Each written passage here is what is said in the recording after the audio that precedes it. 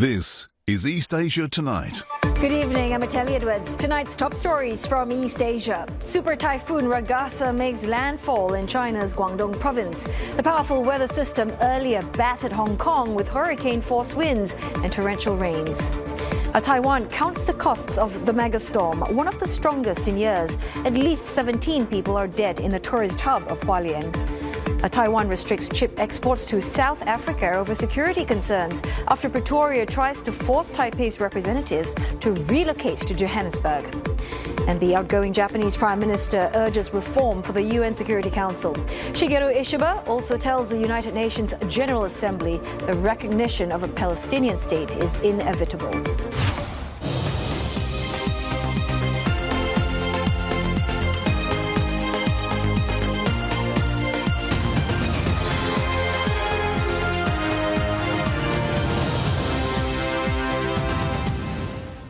Also in the bulletin, for decades, tattoo artists in South Korea risk jail and hefty fines each time they practice their craft. But that could soon change with the new landmark bill.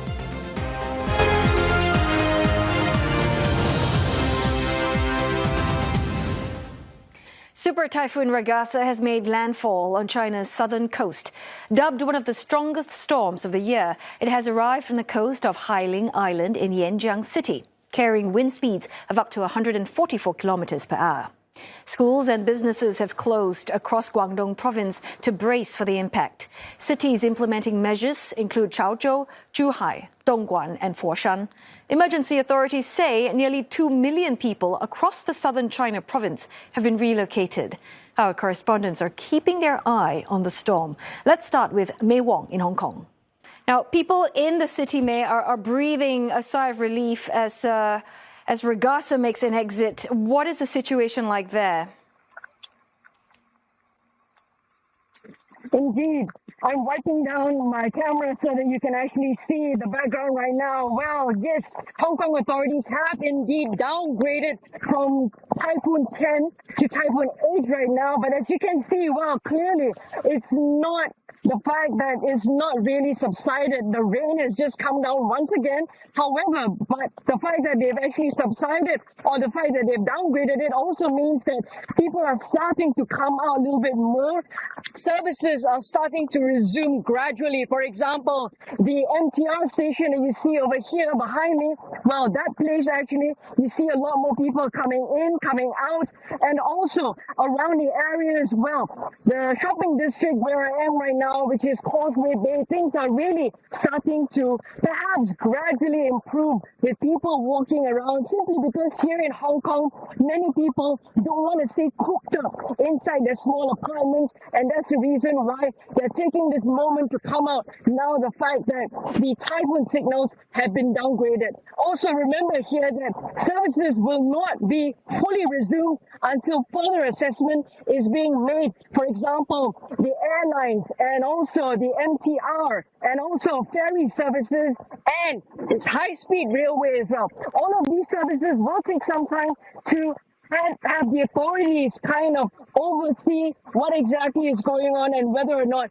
they want to resume it completely. However, when I spoke to some of the people here, they earlier told me that they're very glad that the typhoon has been downgraded and they will actually end up resuming work as well as school on Thursday. Now, that is because they don't want to stay cooped up at home. But for the tourists, however, they've also told me that this is actually ruining their holiday plans, but they're taking it in their stride. We're hoping to have a nice short holiday together and do lots of touring. We have to cancel our cable car up to Taiwan, and then we also have to cancel our flight, or rather SQ actually canceled our flight. Yes. Well, I would say this one we were really well prepared for, which is good. But I think in the past, especially as it relates to some of the black rain we've had, it's been we haven't been prepared. So I think everyone's safe. I think in the city is all right. So it's not like they're really hitting the us that bad. But I think people living in by the shore and on the south side, they would be a bit more damaged, a bit more affected. Oh, good to hear that the tourists are taking things in their stride, May. But in terms of the cleanup of the damage, how are authorities planning to do that? Well, at this point in time, they're still assessing the situation. You can hear the sirens going around and a fire truck is just passing by. So it clearly goes to show you that work is still underway. The response teams are still very much out there trying to help as many people as they can. Some of the flooding situation, not here in Hong Kong Island, but in the northern part of Hong Kong, that's still pretty extreme because the Hong Kong Observatory has said that severe rainstorms will continue and flash flooding is to be expected. So the response teams are not pretty much packing up because they're still going around the city to figure out exactly what needs to be done. A lot of trees also needs to be cleared. I understand that about 700 reports of fallen trees have been registered and the authorities are looking into that, and also the fact that we've got one reported landslide as well. So all of these things will need the authorities to continue to be on high alert to see who else requires help. But the post-typhoon will come much later on, and also the assessment of the damage to be expected in terms of monetary losses, that is also going to come much later. But at this moment in time, many people are saying that it was not as bad as they had expected it to be. So that is extremely a huge relief for them. Big relief indeed. Thanks so very much, CNA senior correspondent May Wong, reporting to us live from Hong Kong. Well, we are going to go to CNA's Deborah Wong now in Shenzhen. So, Debs, storm is now on the Chinese mainland. How prepared are those cities in its path? So the storm made landfall at about 5 p.m. in the city of Xinjiang, and that's around the coastline of Guangdong, the western coastline of Guangdong. So, it has already left Shenzhen. It didn't really land on Shenzhen. It didn't really impact Shenzhen that much. It skirted past. So, there are reports of fallen trees on the road, but there are no extensive no extensive flooding that we've seen so far. Now, in the city of Zhuhai, that's along the western side of Shenzhen, of Guangdong. There are a lot of videos that we see on social media. Floods, cars are submerged in water. For Yangjiang, we're also seeing similar scenes. In fact, I did see some videos on Xiaohongshu, Little Red Note, it's a Chinese social media platform, where windows were shattered. People's stuff inside the house were all blown around. And we have also seen malls. The windows are blown in. There's flooding happening at certain parts of Yangjiang. Now, for context, Yangjiang is home to China's biggest nuclear plant. And so ahead of the typhoon, authorities announced a typhoon prevention plan, saying that they have put in place some anti-flooding, some drainage systems as well. So it seems like the whole province is quite well prepared to brace against the typhoon. Now, the official reports on how many, damage, how extensive the damage is, they're not coming in at the moment, but we will be keeping a close eye on that. Also, Deborah, Ragasa, I believe, earlier skirted your current location. Update us. What's the situation on the ground? So right now, Shenzhen has already resumed work and resumed operations. As you can see behind me, people are heading towards the metro station. Now, the metro station was suspended sometime around 6 to 8 p.m. Yesterday. A stop work order was in place from 2 p.m. yesterday, but all these were eventually lifted at about 4 p.m. This evening. And you can see people walking in right now. Just for context, we are at a tourist area called Window of the World, and this is where a lot of people will come to this mall for dinner, for shops. You can see workers are gradually going in. They have tied down the sculpture right in front, but they are reopening the mall. And I was in there earlier. Some of them are preparing for dinner service, but most of the shops are still closed. And I did speak to some residents earlier who were seen going into the metro station to ask them what they thought of the typhoon this time around. And he told me that he thought the government did a pretty decent job in preparing them. Have a listen. 一些树枝都砍掉了，而且就是昨天，都已经地铁停运了，公交也停运了，都严阵以待了。Well, many thanks for that report. I'll leave you to the rest of your day. CNA's Deborah Wong in Shenzhen. Well, joining us from Taiwan now, we have CNA's senior correspondent, Victoria Jen. Vic, let's talk about how the authorities are helping the residents who are fearful that the worst is not yet over. Hualien Guangfu Township was the area hardest hit when the Mataian Creek barrier lake burst its banks on Tuesday, sending a torrent of water and debris through the valley. Streets were submerged to the height of the first floor, cars were carried away, and the whole neighborhoods were cut off in minutes. At one point, more than 260 residents were trapped there before rescuers managed to reach them. Now, with a new round of warnings for Guangfu Township, people are anxious. The ground remains unstable and rivers are still swollen, and the fear of fresh floods and landslides hangs over the community. Thousands have been evacuated to schools and community centers, which have been turned into shelters. Conditions there are crowded, but residents are receiving food, bedding, and medical care, with volunteers and local groups helping to keep spirits up. Still, it's emotionally very tough because many evacuees have family members among the missing, and every rainfall feels like a new threat. Authorities are trying to maintain confidence by keeping troops and rescue teams visibly deployed, monitoring riverbanks and checking bridges and embankments. For now, coping in Guangfu means living with uncertainty, leaning on community support and waiting for news about loved ones, all while bracing for whatever more the typhoon might bring. Also, Vic, there are quite a number of people who are caught up in the flood. So will there be an inquiry into that? We don't really know that at this point, but what we do know is authorities are intensifying their operations as the hours tick by. The Army has set up a forward command post in Hualien, and more than 27,000 troops are now on standby to support search and rescue missions. Soldiers and specialized rescue teams are using helicopters to airlift people from cut-off villages, and boats are being deployed where floodwaters remain too deep for vehicles to get through. Now, local governments have also expanded shelters, moving more than 7,000 evacuees to safer ground.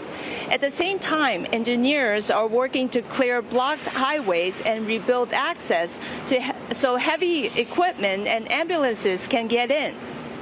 Now, drones are also being used to survey areas where it is too dangerous to send people on foot. Officials say the priority now is to find anyone still alive among the missing. With bridges down and roads destroyed, they are trying to speed up the response by combining military manpower with local rescue services.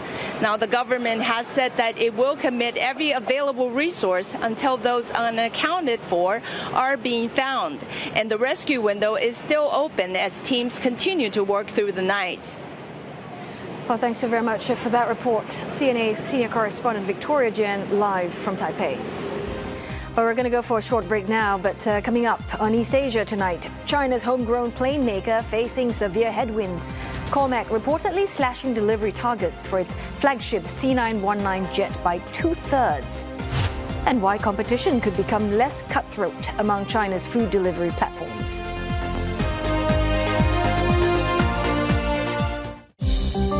We are going through a very sensitive time, a dangerous time. The world does not naturally order itself. 既有合作，既有对抗，也有模糊。 It's a civilizational reset. The world cannot suffer another conflict. Beyond the superpowers, navigating a multipolar world. Thursday on CNA. Taiwan here. Okinawa is here. China could go through here and moving to the Pacific Ocean. Okinawa's location puts it in the middle of US-China tensions. What forces tussle for influence in Japan's southernmost prefecture? China should ask Okinawa to register the US bases in Okinawa as much as possible. 住民が米軍や米兵に対して過剰な不安を持たされることがないように。 Insight, Thursday on CNA. Mr. Lee Kuan Yew made an urgent call to Dr. Toh Chin Chye and Mr. Rajaratnam, asking them both to come up to Kuala Lumpur for an urgent secret meeting. Lee Kuan Yew had to manage his cabinet colleagues because not all of them agreed to separation. Lord Head, who is the British High Commissioner in Kuala Lumpur, driving around trying to find the Tunku. The British were deliberately kept in the dark. So there's a sense of embarrassment. The belief was that leaders of Singapore were all caught by surprise.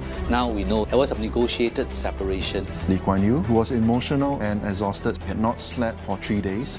That is really Singaporean. I can't call myself a Malaysian now. We unite.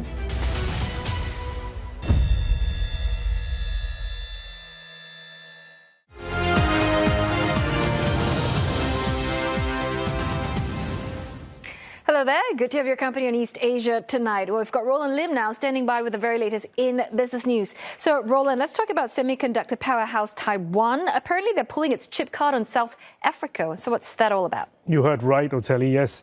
It's a rare display by Taiwan flexing its economic muscle where it hurts and could potentially reshape a sensitive diplomatic standoff. Now, Taiwan has imposed restrictions on the export of chips to South Africa over security concerns, marking the first time it's using its semiconductor industry as a weapon against Chinese allies. A pre-approval is now required for most chips sold to South Africa after it tried to downgrade Taipei's representative office and force it to relocate to Johannesburg from the capital, Pretoria. The African country reportedly began pressing Taiwan 2 years ago after it hosted a BRICS summit attended by Chinese President Xi Jinping. Now, South Africa is intensifying its request as it's expected to welcome Mr. Xi again for the G20 leaders meeting in November. The curbs could hobble South Africa's plans to pivot to advanced industries. Now, Taiwan Semiconductor makes the world's most high-end chips and essential to cars, AI, and industrial production. Last year, Pretoria imported some $4 million worth of semiconductor-related goods that are now on the suspension list. OpenAI, Oracle, and SoftBank are ramping up their bets on America's AI future. Now, they've announced plans for 5 new AI data centers in the U.S. as part of its ambitious $500 billion Stargate project. ChatGPT maker OpenAI says it'll open 3 new sites with Oracle in Texas, New Mexico, and an undisclosed site in the Midwest. It's opening 2 more data centers with Japan's SoftBank. The monumental debut site in Abilene, Texas is already up and running, filled with Oracle cloud infrastructure and racks of NVIDIA chips. And a second is nearly complete. Market action now. Despite losses on Wall Street overnight, most Asian markets made gains today, buoyed by investments into AI. In Tokyo, the Nikkei 225 bouncing back from a break yesterday, up 0.3%.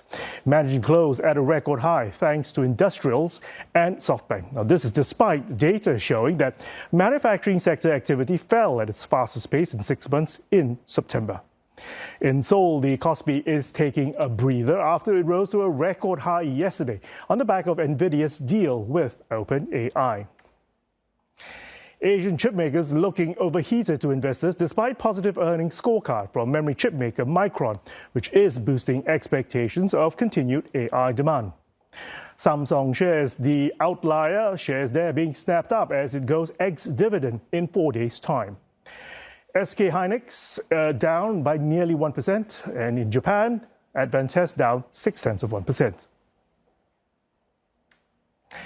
China's 13 Gold has delayed its $3.2 billion listing after Super Typhoon Ragasa slammed Hong Kong, disrupting the company's ability to take orders for its initial public offering. The listing was set back by a day to the 30th of September. The Hong Kong exchange requires companies to extend an IPO subscription period by a day if there's a storm warning number 8 or above between 9 a.m. and noon of the last day for investors to place bids. 13 Gold's listing said to be the world's second largest this year after CATL's IPO in May.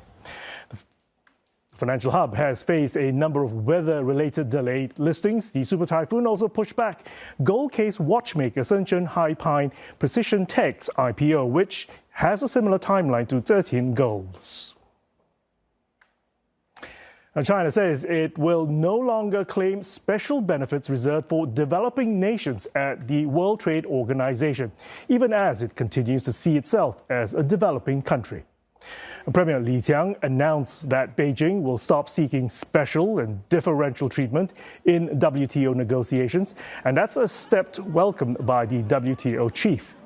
This as China looks to ease trade tensions and to make a broader deal with the U.S. Now, President Trump had long argued the developing nation status was unfairly applied to the world's second biggest economy. The status gives WTO members longer timelines to meet obligations and receive additional technical support.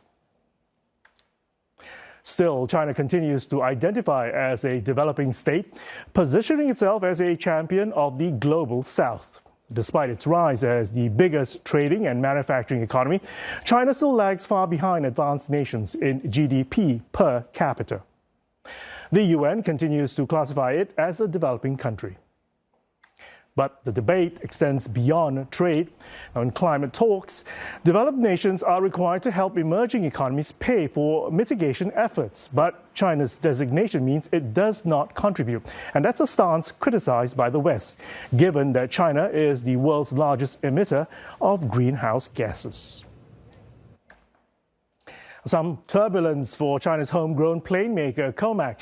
It has reportedly slashed delivery targets for its flagship C919 jet, dealing a blow to its ambitions to rival Boeing and Airbus.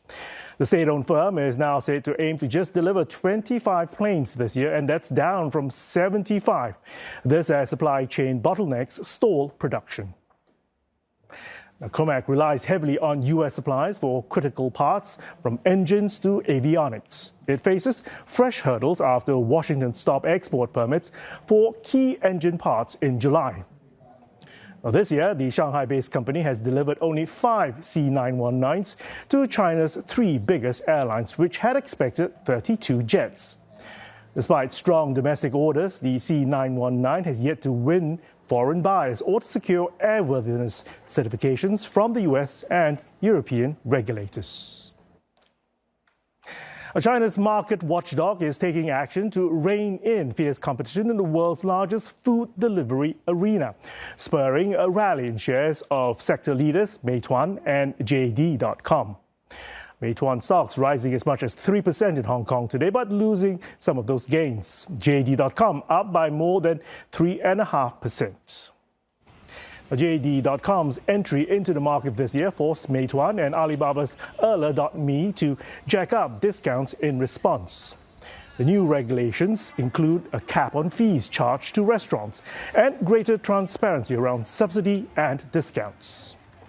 State media says the aim is to curb excessive price wars and to protect merchants caught in the crossfire. Observers say the new rules could affect smaller players looking to expand aggressively into quick commerce services. Greater China markets rebounding today, underpinned by gains in tech stocks. Shanghai Composite ending the day 0.8% higher, Shenzhen doing better, 1.8 in the green. And Hong Kong stock market had a full trading day at its highest level storm alert. That's a T10 Hang Seng Index up 1.4. And that's largely thanks to heavyweight Alibaba jumping more than 9%. That's its highest level in nearly 4 weeks. On news that CEO Eddie Wu plans to boost spending in AI, that's on top of the $53 billion already committed for 3 years. And U.S. investor Cathie Wood's ARK investment this week also bought $16 million worth of Alibaba American Depository receipts. VP Bank's Thomas Roof says that he remains positive on China's long-term market outlook, despite possibly slower economic growth in the second half of this year.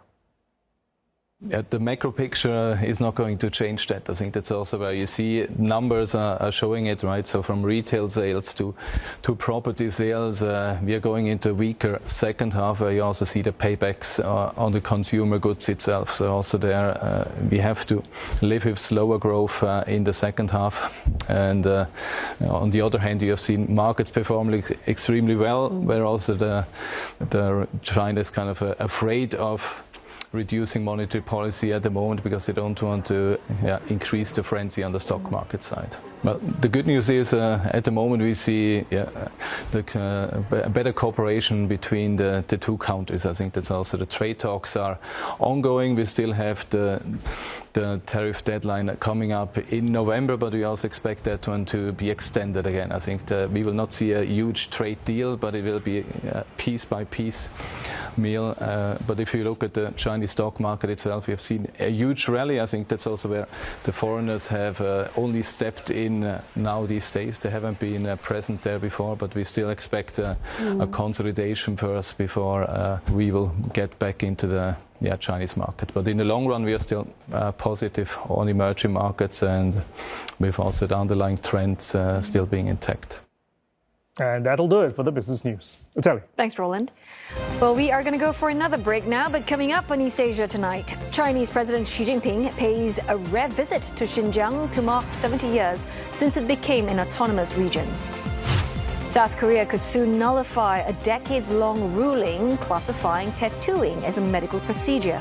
We'll explain what this means when we return.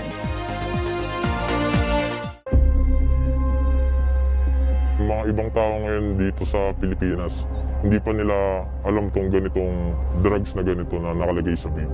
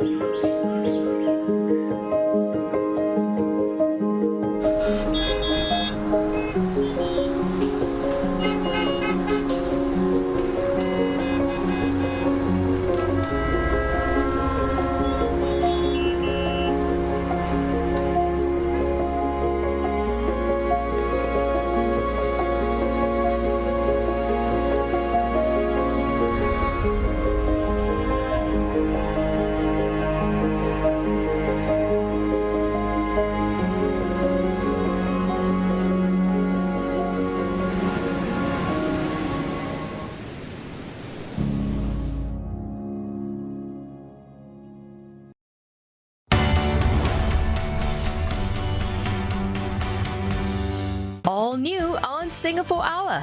From trending styles, I think it might just be the hat for your... This is the one, yeah? To speakeasies and bars. The gin tower is definitely a centerpiece, maybe the biggest gin collection in the world. Plus, meet the Italian bringing a touch of Napolitana to the tropics. I feel so proud to bring my culture to Singapore. For me, it's like a dream come true. You don't want to miss Singapore Hour, Friday on CNA.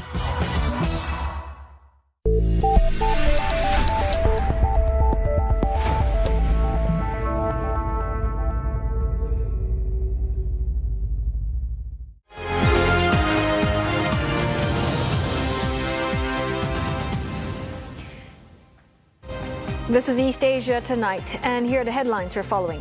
Super Typhoon Ragasa makes landfall on China's southern coast after the storm, dubbed one of the strongest of the year, battered Hong Kong with hurricane-force winds and torrential rain. Taiwan counts the costs of the megastorm. At least 17 people are dead in the tourist hub of Hualien after a barrier lake burst its banks.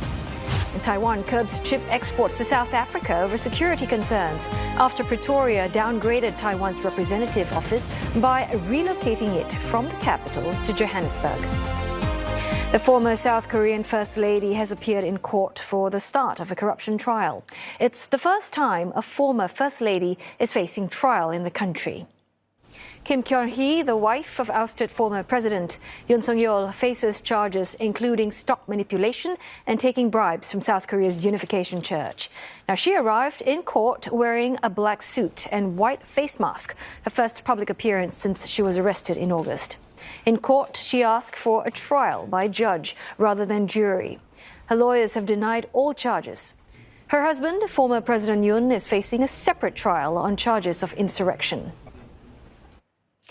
Chinese President Xi Jinping is on a rare visit to Xinjiang to mark 70 years since it became an autonomous region.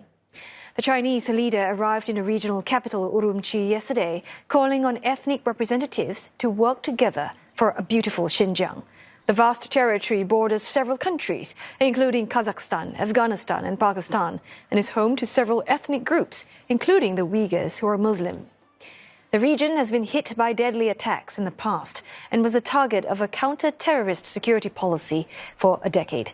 Western officials and NGOs have reported mass internments and what they call forced labor that targeted Uyghurs. Beijing denies those accusations. A pledge to enhance social mobility and broaden the definition of success, as well as building a vibrant economy and strengthening support for Singaporeans. Singapore Prime Minister Lawrence Wong laid out his commitment to citizens as he and his team begin a new term in government. Addressing MPs during the debate on the president's address, Mr. Wong said that his team will strive to create more fulfilling lives for the next generation and to continue the miracle of a Singapore story that was played out over the last 6 decades. Now, Mr. Wong has called for a move away from a version of meritocracy that's based only on grades to one that is broader and more inclusive. This includes reducing the stakes of single exams and professionalizing trades that are traditionally considered blue-collar work. Geraldine Yap with more. We must ask ourselves, what kind of Singapore are we building? What kind of future do we want? How do we ensure better lives for our children and grandchildren? These questions weighing on Prime Minister Lawrence Wong's mind as he and his team begin a new term of government amid stronger headwinds and a more unpredictable external environment. Around the world, Mr. Wong says youths are reporting higher levels of anxiety about their future, and they're responding in different ways, from lying flat and quiet quitting to not leaving the house. Here in Singapore, we must do everything we can to defy this global trend. We cannot let our young people down. They are our future. So my team and I make this pledge to our youth and to the generations that follow. We will build Singapore with you in mind. We will strive to create more fulfilling lives for you, and not just for a few among you, but for all of you. We have new ideas and plans to achieve this. Mr. Wong says the government will do more to enhance social mobility and help every Singaporean realize their full potential. This is to avoid the plight of other societies, which have become more divided by class. For example, providing more support for children from disadvantaged backgrounds by enhancing programs such as Kids-Start and Comlink Plus. Reforms in the schools will continue so students and parents are not stuck in a cycle of running harder to avoid falling behind. We must break this cycle. So we will do more in this term to reduce the stakes of single exams, to further broaden our definitions of success, and to give every child the chance to discover and develop their strengths, be it in languages, sciences, sports, arts, or technical skills. But Mr. Wong says employers must also change their mindset and not judge ability only based on narrow academic criteria. This means recognizing that people have different gifts and strengths. The Prime Minister says Singapore will move more towards skills-based hiring and progression and narrow the gaps in how different professions are recognized and rewarded. So while the government will do our part, the deeper change must come from society.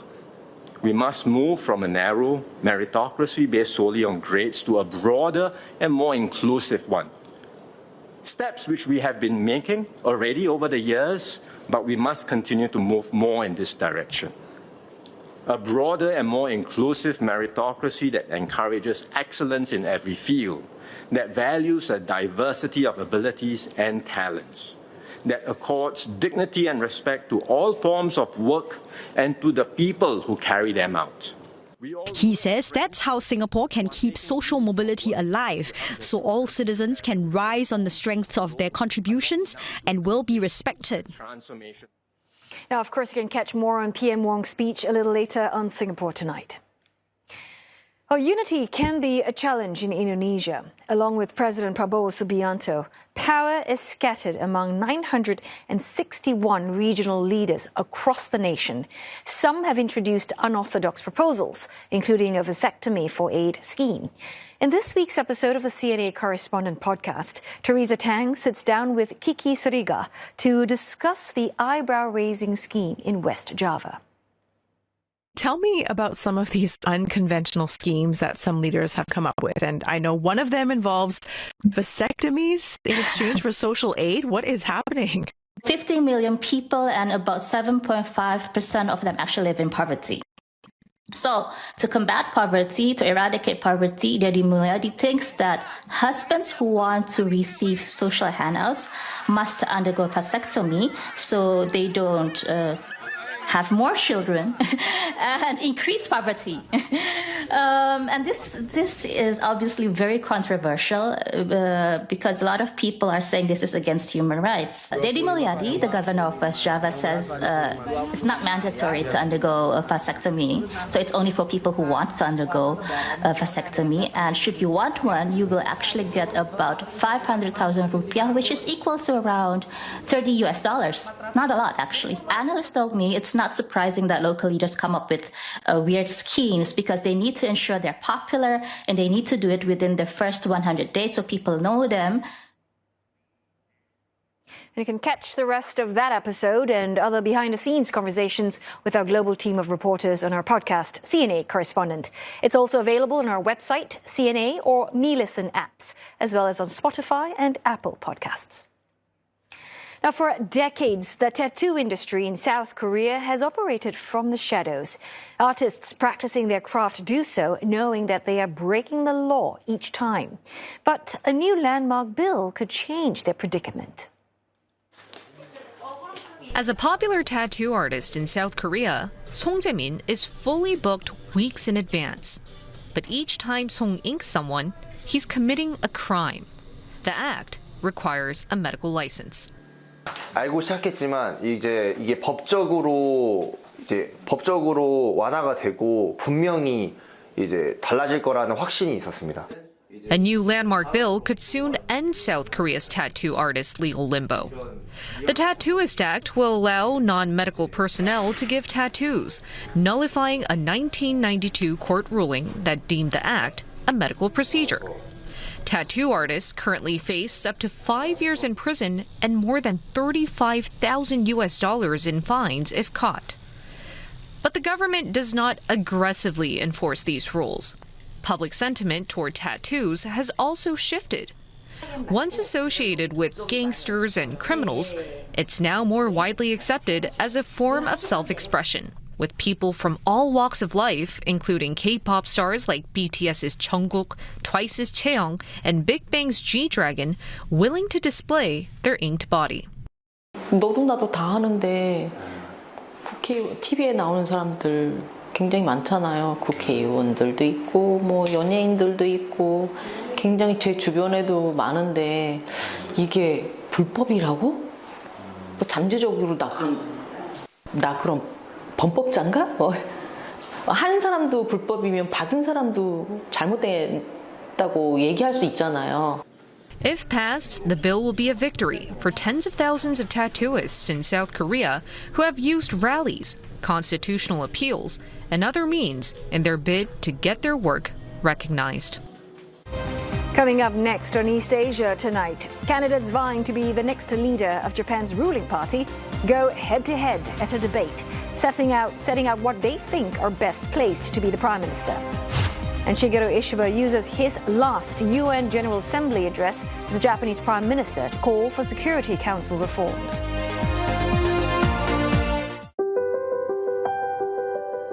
Picking a dividend stock that will pay off. Is it just about yield? Not just for retirement, how young adults can maximize their CPF. Plus, high mountains, low costs, how to spend less on your winter holiday. Money Mind, Saturday on CNA. I'm going to show you a movie ticket. Wow, so smooth. How come you have both halves? They were the most colorful thing in the cinema. Yeah. My father designed and draw all these slides. Ah, did he draw this? I've been told that you have something to show. Of yours. I have something of yours. Remembering our entertainment history. Come in, Satron! Museum of You and Me, Saturday on CNA. We can open Stegosaurus at... It's gonna go for a lot more. At $40 million then. Sold. I would be very happy if the market stopped tomorrow. We are losing data. The dinosaurs are the data. Today we return to the people of Mongolia. A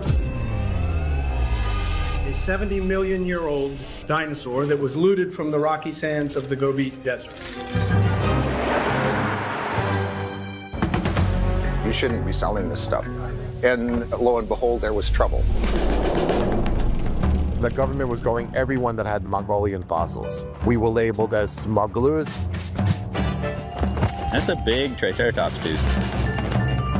Just can't imagine there's something like this kind of precious thing is being sold.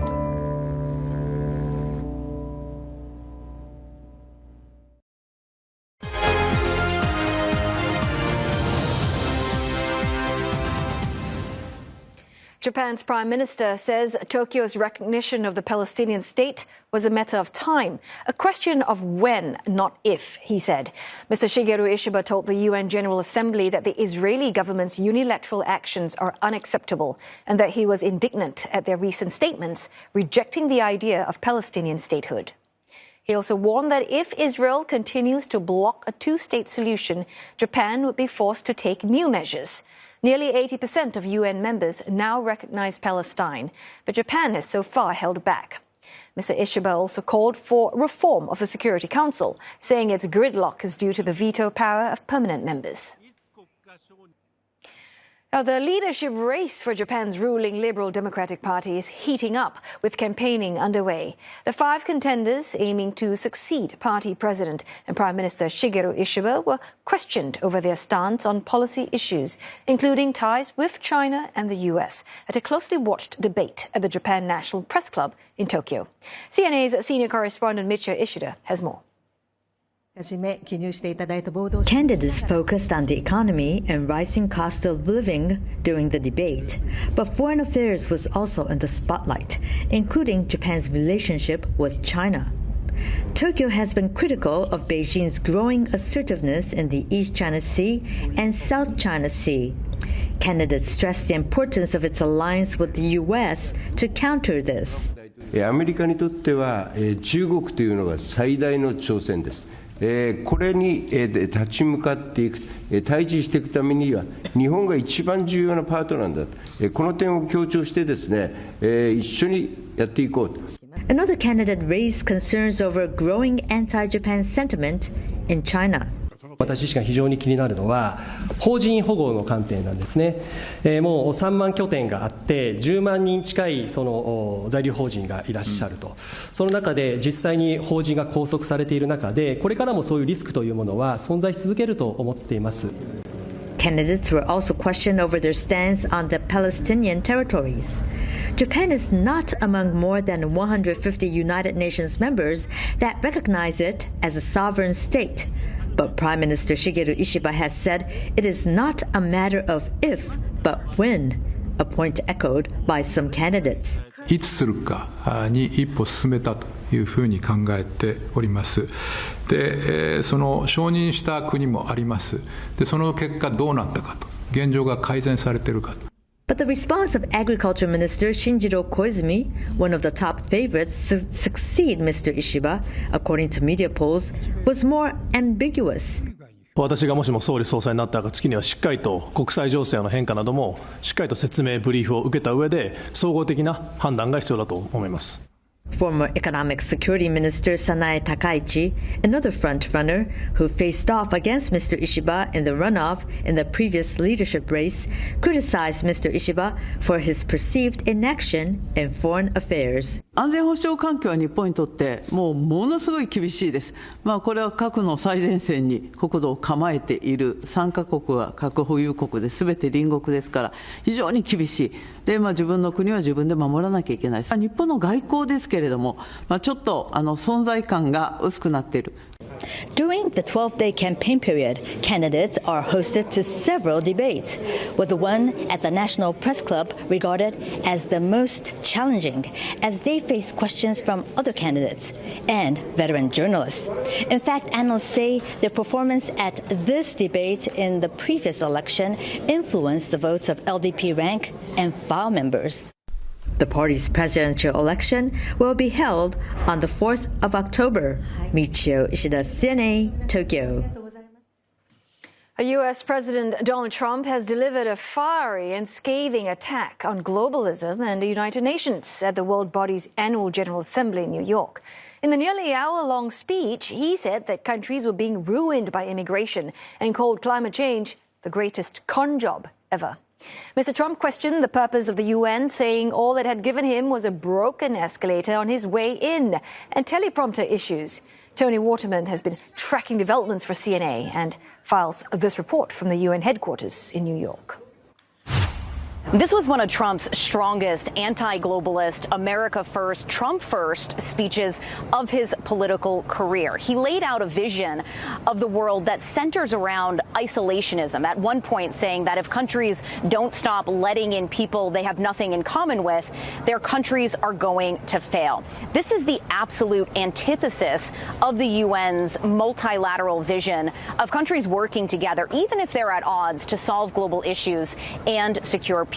At one point, Trump questioned the very existence of the United Nations, which he claimed has offered no support to his peacekeeping efforts. What is the purpose of the United Nations? The UN has such tremendous potential. I've always said it. It has such tremendous, tremendous potential, but it's not even coming close to living up to that potential. For the most part, at least for now, all they seem to do is write a really strongly worded letter and then never follow that letter up. It's empty words, and empty words don't solve war. The only thing that solves war and wars is action. President Trump also focused a lot on immigration and green energy, which he linked, saying that both are destroying large parts of the free world. It's time to end the failed experiment of open borders. You have to end it now. Let's see, I can tell you, I'm really good at this stuff. Your countries are going to hell. Trump also briefly touched upon the war in Gaza, mostly to condemn U.S. allies like France and Britain, who in recent days have recognized Palestinian statehood, saying that it rewards Hamas atrocities. On Russia, he said that the war must end, and he again blamed China and India for supporting the conflict by buying cheap Russian energy, along with some European countries. The one thing that Trump did not do was lay out a new vision for the United Nations, which is grappling with a budget crisis worsened by billions of dollars of funding cuts from the U.S. and these late payments from other major donors like China. Now, before Trump spoke, the UN Secretary General Antonio Guterres warned that the institution's values are under siege. Power does not reside in the hands of those who dominate or divide. Real power resides from people, from our shared resolve to uphold dignity, to defend equality, to believe fiercely in our common humanity and the potential of every human being. Brazil's president, Luiz Inácio Lula da Silva, also spoke about shifting global dynamics, warning of the consequences of authoritarianism.